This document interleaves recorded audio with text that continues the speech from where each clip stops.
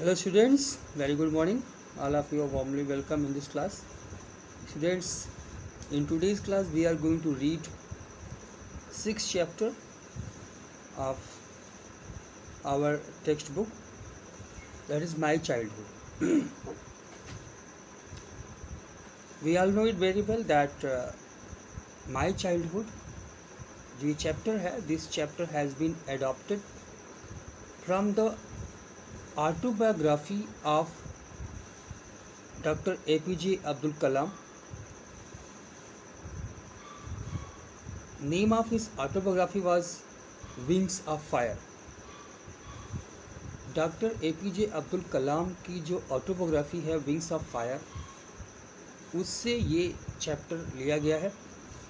अपनी ऑटोबायोग्राफी में डॉक्टर कलाम, जो कि हमारे देश के प्रेसिडेंट रह चुके, उन्होंने स्पेस, डिफेंस, न्यूक्लियर टेक्नोलॉजी की फील्ड में ढेर सारे प्रोजेक्ट्स उनके इंडिया के लिए काफ़ी बूनफुल साबित हुए हैं.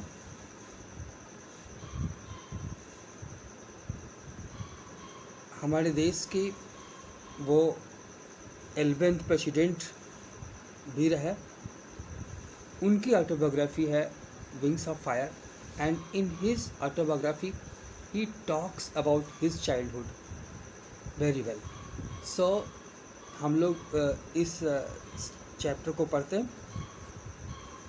जैसा कि मैं बताया कि ये उनकी ऑटोबायोग्राफी का है, तो बहुत सिंपल सी बात है. जो नरेटर है इस स्टोरी के, जितने भी इस चैप्टर के जितने भी इवेंट्स हैं, उसके जो नरेटर हैं वो राइटर खुद हैं, डॉक्टर APJ अब्दुल कलाम. तो जितनी जगह पे आई वर्ड यूज किया गया है, उन सभी प्लेसेस पे आप डॉक्टर कलाम को जो है महसूस करेंगे. ये सारी बातें डॉक्टर कलाम के वर्ड्स में हैं. चल, let us read the chapter. I was born into a middle class Tamil family in the island town of Rameswaram in the erstwhile Madras state.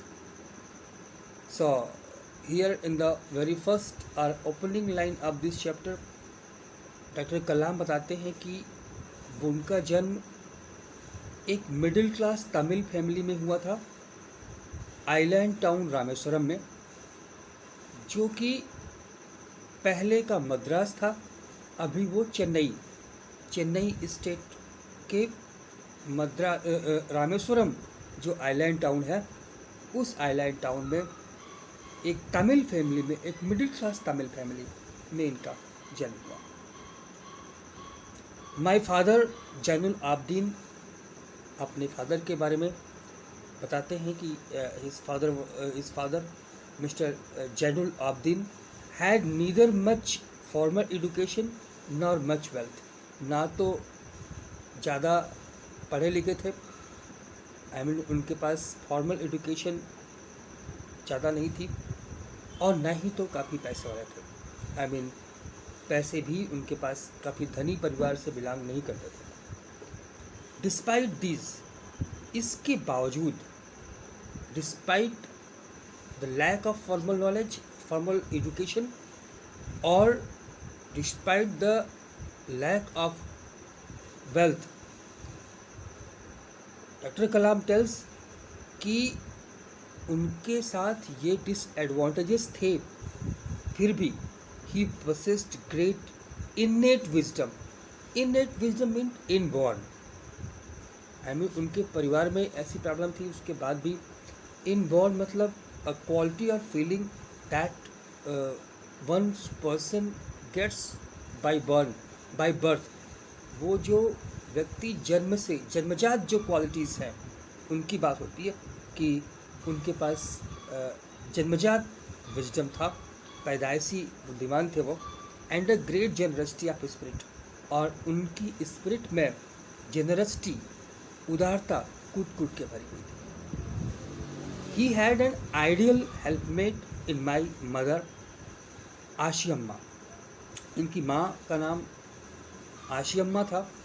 सो वही कहते हैं कि इनके फादर के पास एक आइडियल जो है हेल्पमेट थी उनकी माँ के रूप में, आशी अम्मा के रूप में। मतलब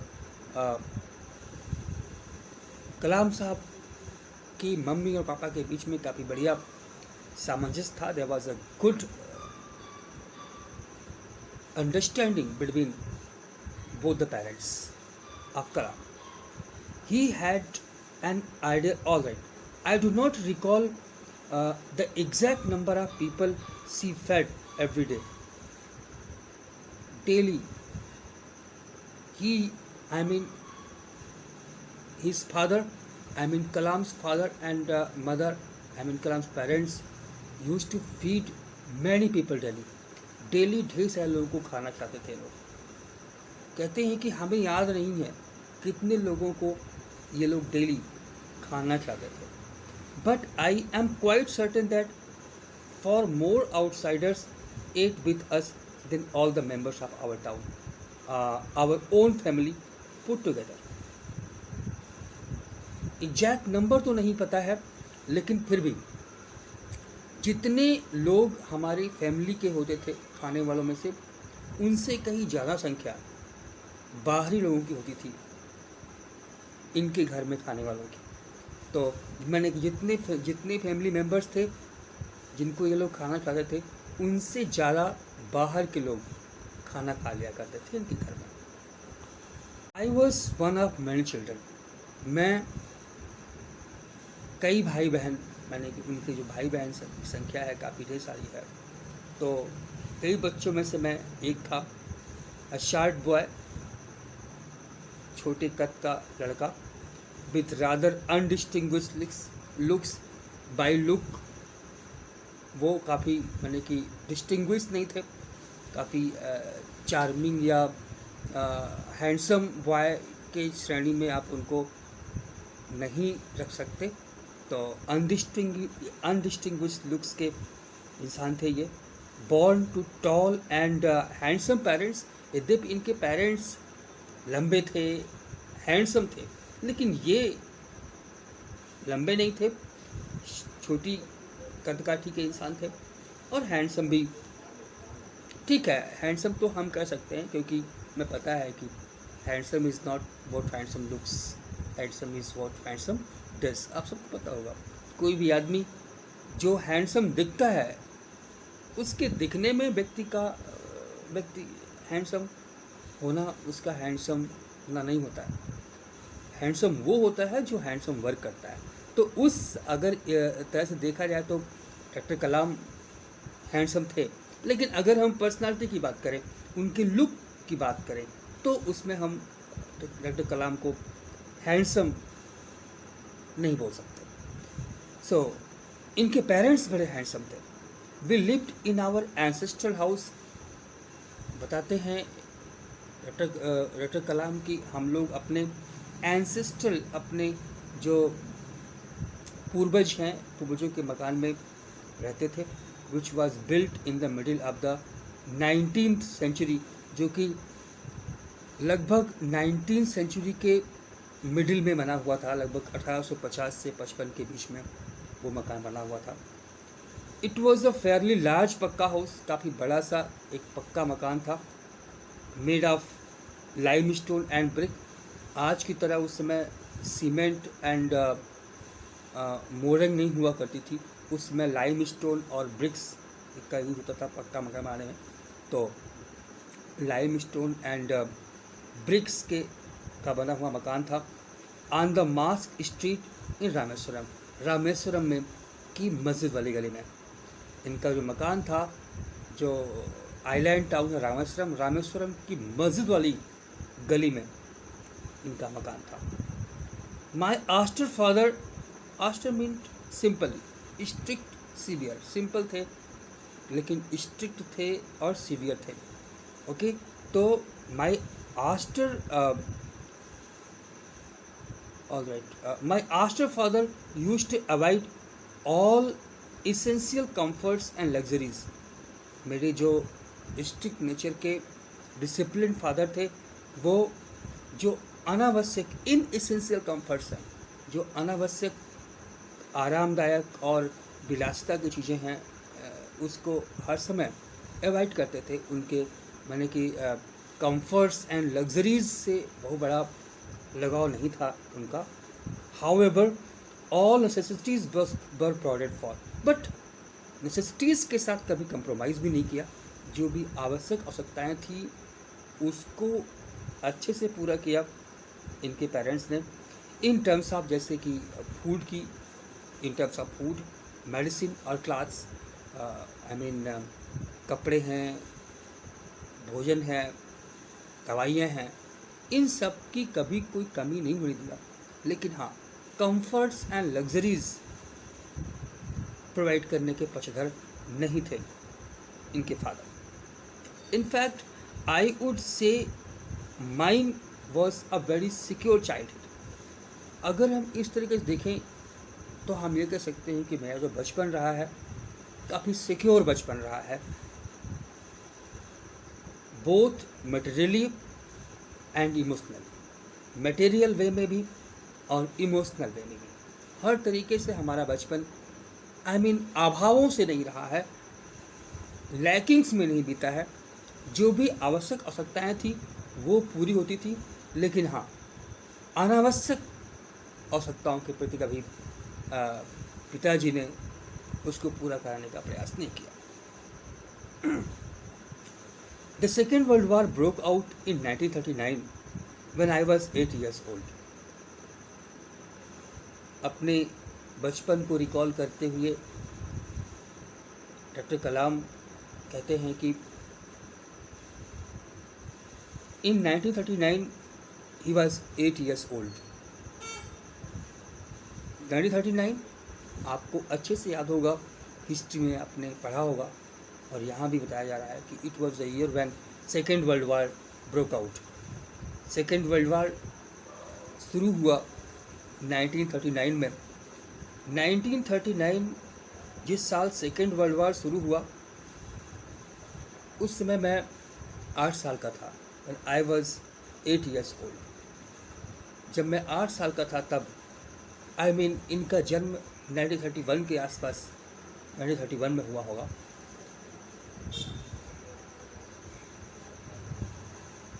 For reasons I have never been able to understand, a sudden demand for tamarind seeds erupted in the market. उस समय मुझे पता नहीं था क्यों, किस लिए, लेकिन टैमरिन, इमली के बीज की डिमांड मार्केट में खूब बढ़ गई थी। सेकेंड वर्ल्ड वार जब शुरू हुआ उस दौरान एकाएक इमली के टैमरिन सीड्स की डिमांड मार्केट में बढ़ गई। I used to collect the seeds and sell them to a provision shop on Mask Street. तो ये बताते हैं कि मैं उस समय बचपन में जब टैमरिन सीड्स की खूब डिमांड बढ़ गई तो मैं मस्जिद वाली गली में जो है इमली का पेड़ था उससे टैमरिन सीड्स बीनता था, इकट्ठा करता था, और मास्क स्ट्रीट पे एक प्रोविज़न शॉप था रूडिमेंट्री गुड्स की, उस शॉप पे ले जाके टैमरिन सीड्स को बेच दिया करता था। I used to sell them. A day's collection would fetch me the princely sum of 1 anna. और एक दिन में जितनी हम tamarind tree I mean tamarind seeds इकट्ठा करते थे उससे मुझे princely sum mean generous amount आप कह सकते हैं, ठीक ठाक। अच्छा, और ये यहाँ पे आयरनिक है, देखिए बच्चों के लिए उस समय 1939 के आसपास, जबकि आपको पता है 1930 के आसपास पूरा वर्ल्ड एक वर्ल्ड वाइड डिप्रेशन से निकला था।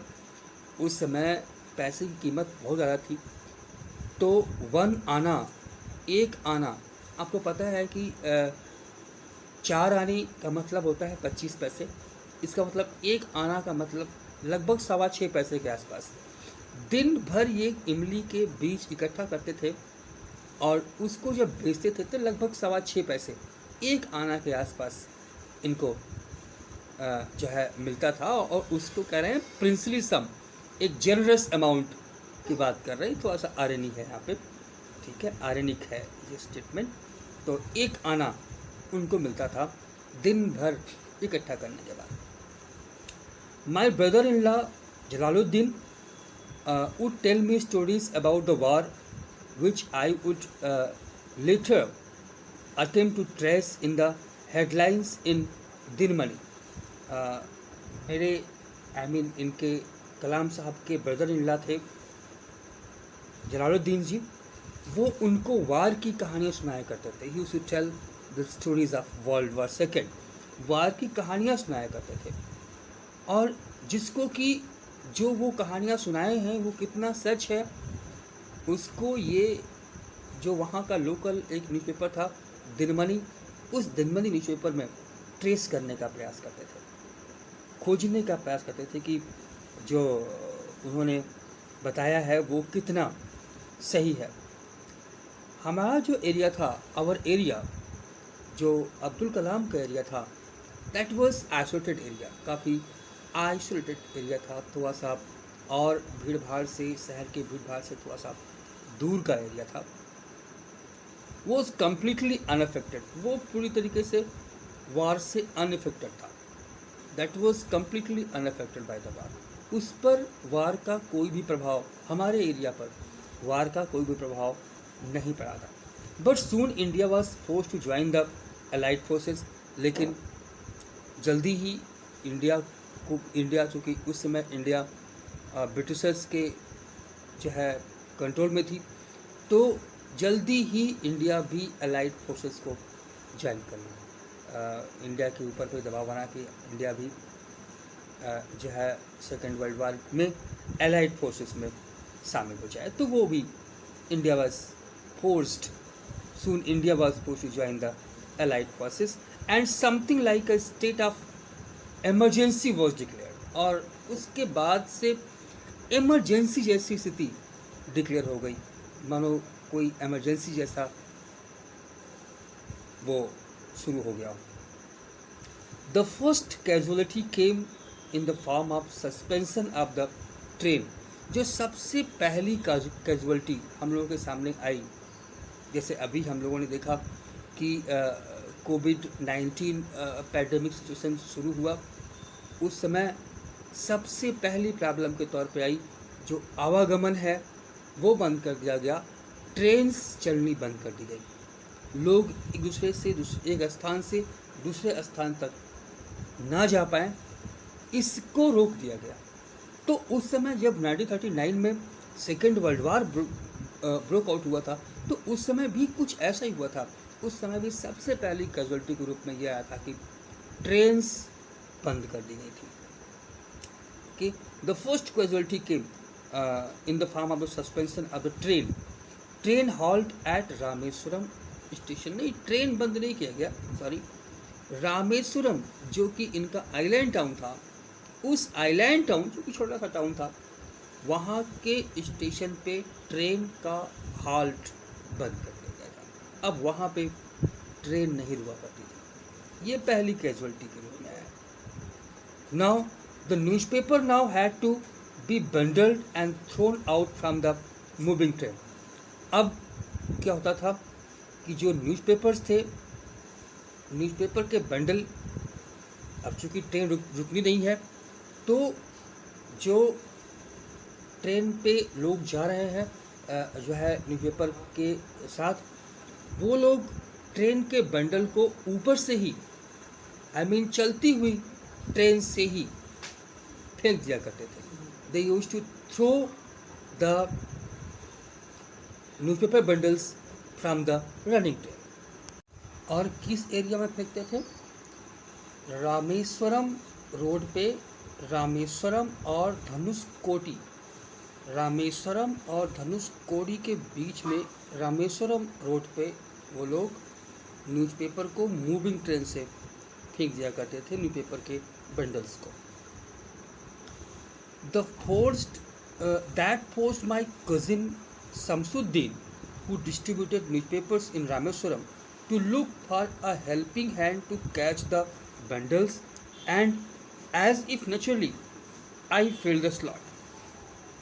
अच्छा, उसी समय मेरा कज़िन शमसुद्दीन जो कि जो है न्यूज़पेपर डिस्ट्रीब्यूट करता था रामेश्वरम में, उसको एक हेल्पिंग हैंड की रिक्वायरमेंट थी।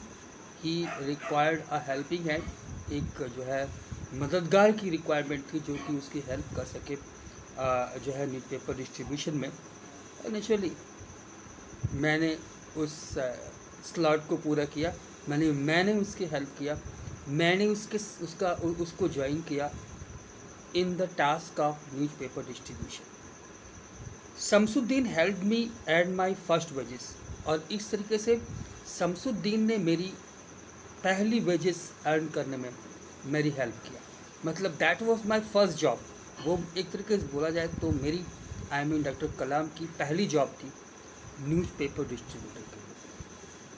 और half a century later I can still feel the surge of pride in earning my own money for the first time. आज उस घटना के, आज उस ग्रेट इवेंट की, जब मैंने अपनी पहली वेजेस अर्न किया था अपनी हार्ड वर्क से, उस फर्स्ट वेज पे मुझे कितना प्राउड फील हुआ था अपने आप में। The pride that has come in my mind, वो आज भी मेरे दिमाग में एथर्स बना। आज भी मैं उस जो प्राइड का फील ऑफ सर्ज है वो आज भी मैं महसूस करता हूँ उसी तरह से। सो स्टूडेंट्स, आज की क्लास में हम लोग इतना ही करते हैं। We shall continue the chapter in the next class. Thank you very much.